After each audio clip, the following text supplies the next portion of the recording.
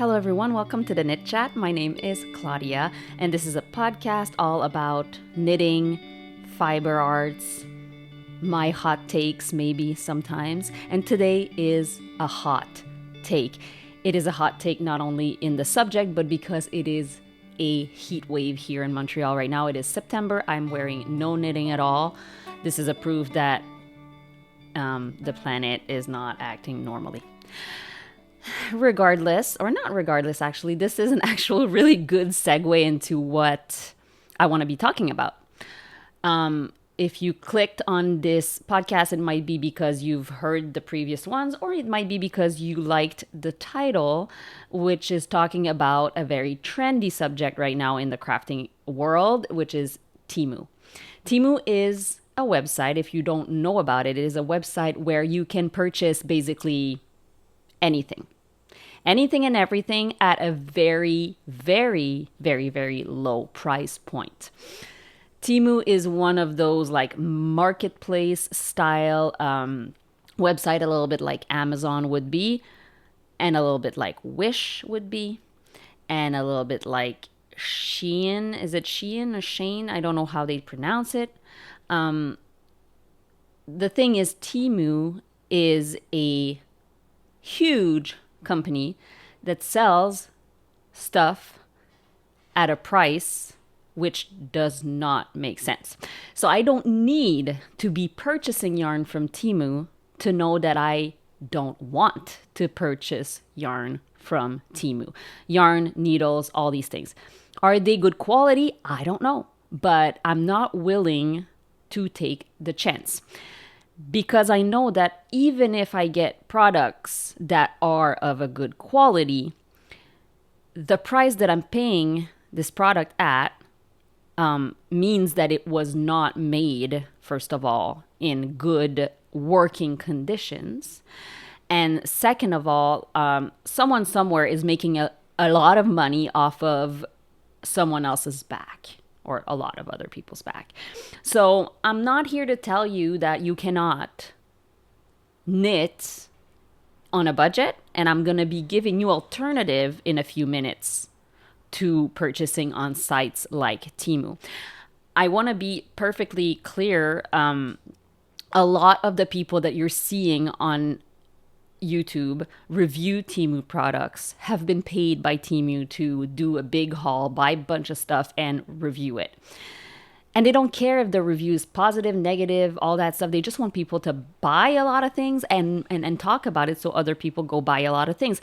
And even if the reviews are negative, I take issue in the fact that people will buy a big, like 1, 2, 3 big boxes worth of things, knowing that it might be crap, because they're still encouraging this business. They're still getting all that stuff into their homes. They're still consuming all that stuff, whether or not they like it. And if they don't like it and they just throw it out, it's even worse. It becomes part of landfills.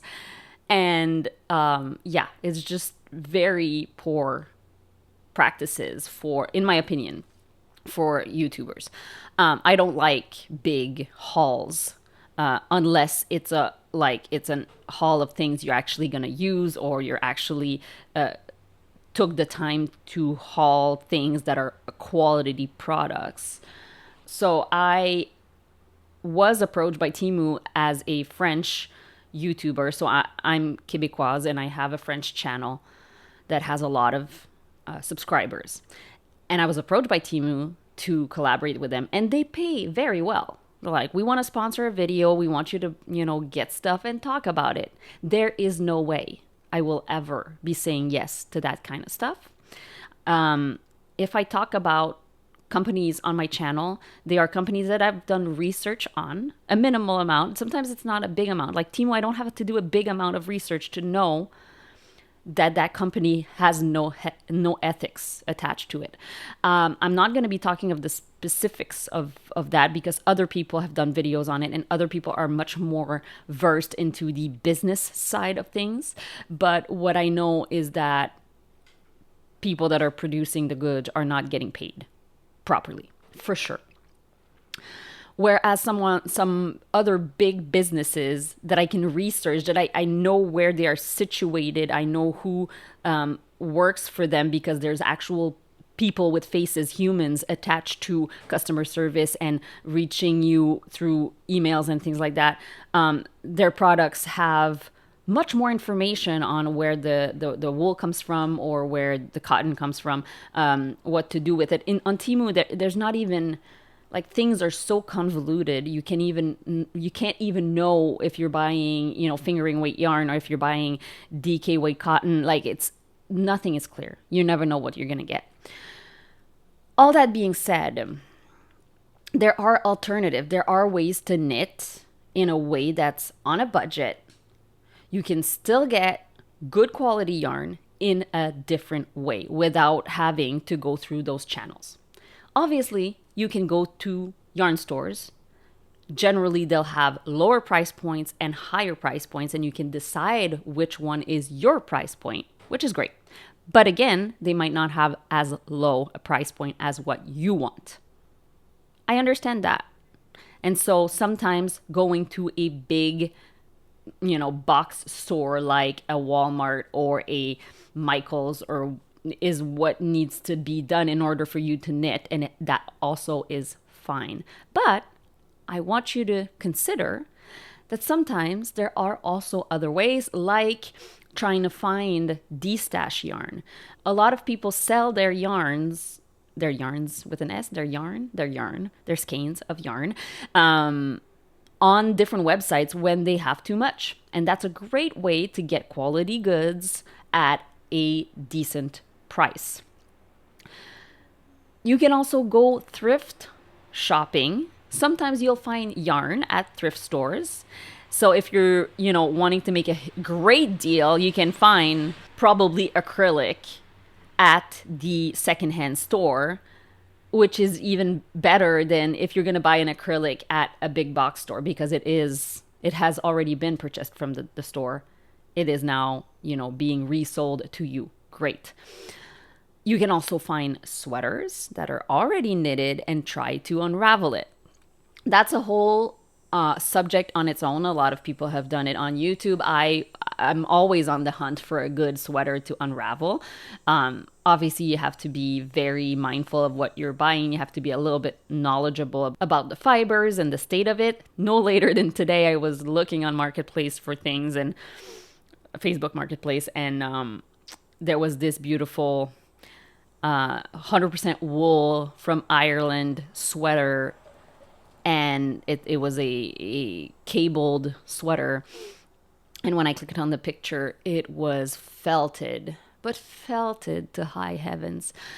And I was so sad. I was so sad to see it, one, but I was also sad to know that someone is probably going to buy this sweater thinking, that it's kind of weird, and why is my sweater fitting weird, and when it's supposed to be a high quality 100% wool. It's because it's super felted. Someone threw it in the wash and doesn't know that it's not supposed to happen that way, and now they're selling it as a used but looks like new sweater, which is not the case. Anyway, if you're gonna go buy yarn or wool, most likely the state, what felted wool looks like, and you're not going to be buying a felted wool sweater from the thrift store, which is unfortunately often the case with wool sweaters at the thrift store. Still, you can reclaim an old sweater. You can reclaim sweaters also in other people's wardrobe. If someone has a sweater that they're not buying, then they're not wearing, or your significant other has a sweater they're not wearing, might as well just undo it and knit it back up into something that you're going to wear. There are sales, obviously, that you can shop, and that's a great way to save a few bucks. There are websites like KnitPicks or Hobby that are actually quite budget friendly depending on which yarn you want to buy. Yes, there are some that are more expensive, but some are quite budget friendly, and even more so if you team up with a friend and decide to buy a bigger amount together. Sometimes there's deals for bulk orders, and then you buy it together, you split it. Or there are obviously places where if you buy a certain amount, you'll save on the shipping. which is a great deal as well. So whenever I buy somewhere that's going to cost me shipping, I always take the time to go around to my knitting friends and say, anybody needs something from this store? And if they do, we might both save shipping. Great. All that to say that there are better options. There are better options than to buy the very, very cheapest things without looking at what it costs others. So that's my hot take. It's a shorter episode today. I'm kind of not wanting to spend too much time on a subject that I get so much frustration out of talking about. Knitting should be a positive experience, and it should be fun, and we should enjoy every stitch we make. But I get very passionate about those things because, like I said at the beginning of the video, which was my segue, but I didn't say why it was my segue, those companies like Teemu that are encouraging heavy consumerism at a very low price are killing our planet. They are. And you can agree or disagree with my statement, but we as people are unfortunately being put in a position where we should be the responsible people, and we should be the one changing our habit for the planet to get better, for the climate change to slow down and eventually maybe reverse. I don't know. And I know that myself personally, I do make a lot of efforts, but all those efforts to me are being smashed to the ground by companies like Teemu, and it makes me feel very, very ill, actually. It makes me feel a little sick to see my kids go to school in the last 2 days and die of heat at school and being like subject to something that's not natural because big companies like those are pushing so much bad stuff on our planet. It feels a little like disconnected, my little like disjointed, let's say, my little rant right now, because I didn't really take much time to like write down what I was going to say. I just wanted to talk about it. It's important. When I type in Teemu craft on YouTube, all I see are reviews, and I'm not wanting reviews to be the only available information out there, because let's please use our hobby in a way that is not so harmful, hopefully. So that's that. I'm gonna go back to knitting, and I'm knitting something right now that is comprised on one strand of like 100% untreated wool that I spun myself, but knit up with a strand of yarn that is absolutely 0% natural. So I want you to know that I'm absolutely not judging anyone that is buying on synthetic fibers because they are less expensive or because that's what they prefer. I am not judging that. I'm just saying that it is very upsetting, the misinformation that those big companies are choosing to spread, and the very sneaky business selling tactics that they are using in order to get people to buy more of very inexpensive stuff instead of investing a little bit more money into stuff that is worth it and that is going to be more enjoyable and that is not going to be hurting everybody around.